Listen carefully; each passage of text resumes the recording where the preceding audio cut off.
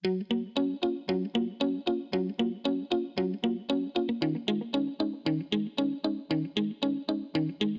care of your GasAlertMicroClip XL extends the longevity of your detector. Plus, maintenance is straightforward and easy. Prior to each day's use, do a visual inspection of the detector. Always make sure there are no cracks in the display or housing. Check out that the sensor covers are clean and clear and not obstructed by oils or dirt. Replace any filters or sensors that need to be changed and make sure your detector is charged. Always make sure you bump test before each day's use. Regularly calibrate your GasAlertMicroClip XL. The factory setting is every 180 days, but your on-site procedures may have a different standard.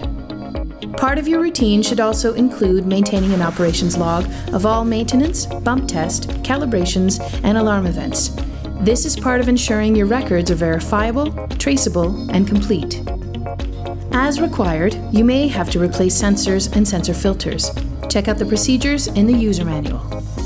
When you are cleaning your detector, you might be tempted to grab any old cleaner that is lying around. Be careful.